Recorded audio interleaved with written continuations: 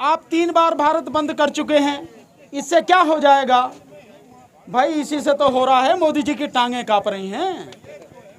ये आंदोलन का ही तो नतीजा है। इस आंदोलन की घोषणा करी 5 तारीख को मुजफ्फरनगर की रैली में, और उसके बाद आज ये आंदोलन इतनी बड़ी सफलता बन चुका है। चारों तरफ से जो खबरें आ रही हैं, तो साथियों, लोकतंत्र में शांतिपूर्वक तरीके से अपनी बात कहना, अपने आंदोलन करना, ये हर नागरिक का अधिकार है। और किसान अपने इस अधिकार का पूरी ईमानदारी के साथ, पूरी शांति के साथ, पूरे लोकतांत्रिक तरीके से सदुपयोग कर रहे हैं, जिसका नतीजा है कि हमारी आवाज लगातार केवल पहुंच नहीं रही है, मैं दावे के साथ कह सकता हूं कि मोदी जी के कानों में 24 घंटे गूंजती है, उन्हें नींद नहीं आती होगी ढंग से। ये स्थिति है। लेकिन उसके बाद भी वो अपनी हठधर्मिता नहीं छोड़ रहे हैं। कोई बात नहीं, अगर उन्हें ये चीज समझ में नहीं आती तो हम तो पहले ही कह रहे, या तो मान जाओ, आके माफी मांग लो, गलती हो गई, कानून वापस ले लो। नहीं मानोगे तो तुम्हें उखाड़ के फेंक देंगे। घोषणा इसकी हो चुकी है और इसका समापन हो लेगा 2022 के चुनाव में, जब मार्च अप्रैल में रिजल्ट आएगा। लगातार हम ये कह रहे हैं, लगातार कर रहे हैं। लेकिन मैं ये सोचता हूं, आदमी और प्रधानमंत्री होके जब इतना बेरहम और इतना बेशर्म हो जाए, तब क्या किया जाए? और उस बेरहमी और बेशर्मी का एक नजारा मैं आपके सामने रखता हूं, आप सब इसको समझ पाएंगे कि मैं जो कह रहा हूं वो क्यों सही है। दिल्ली हाईकोर्ट में एक मुकदमा चल रहा है, आज उसकी तारीख, और मुकदमा चल रहा है पीएम केयर फंड का। और वो किसी व्यक्ति ने डाला है मुकदमा पीएम केयर फंड का, और उसमें कहा है कि भाई पीएम केयर फंड की जानकारी तो दो, किससे कितने पैसे आए और कहां कहां खर्च किए। तो सरकार ने हलफनामा अपना दिया है अदालत में। आप देखिए, झूठ बोलने की भी बेशर्मी कहां तक हो सकती है कि आप अदालत में झूठ बोल रहे हो। हालांकि बेशर्मी इससे भी ज्यादा है कि जब पेगासस के मामले में सुप्रीम कोर्ट कह रही है भैया अपना हलफनामा तो दो, वहां हलफनामा भी नहीं दे रही है। इस कदर सरकार की हठधर्मिता है। तो हाई कोर्ट में उसने दिया है हलफनामा कि ये जो पीएम केयर फंड है, ये सरकारी फंड नहीं है, ये प्राइवेट फंड है।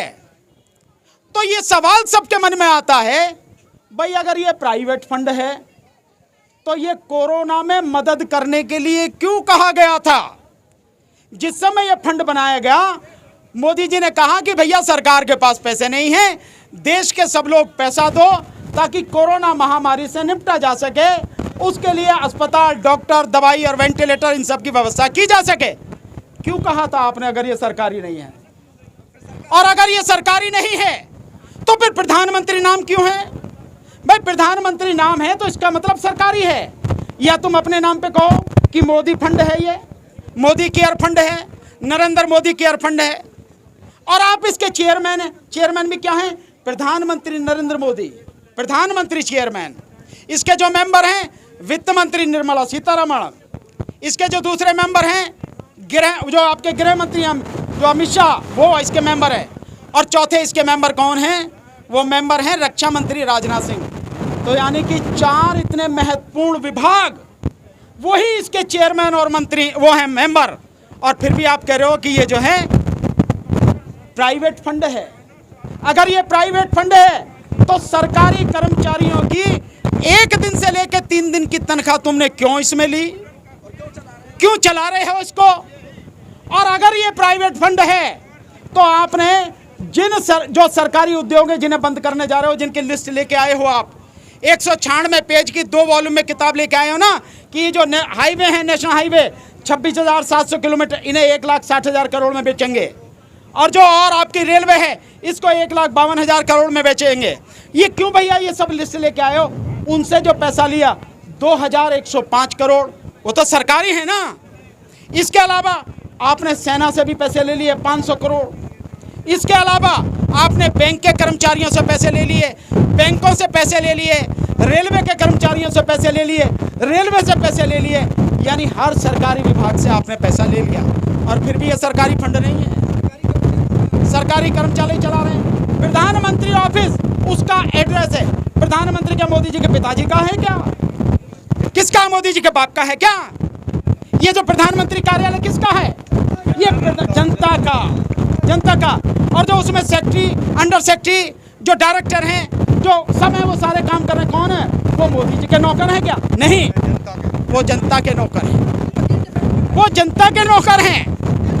वो सरकारी वकील डिफेंड करें, वो जनता के पब्लिक, जो वो है पब्लिक फंड है, जो टैक्स पेयर का पैसा है, उस टैक्स पेयर के पैसे से उनको तनख्वाह जाती है, जाती नहीं जाती?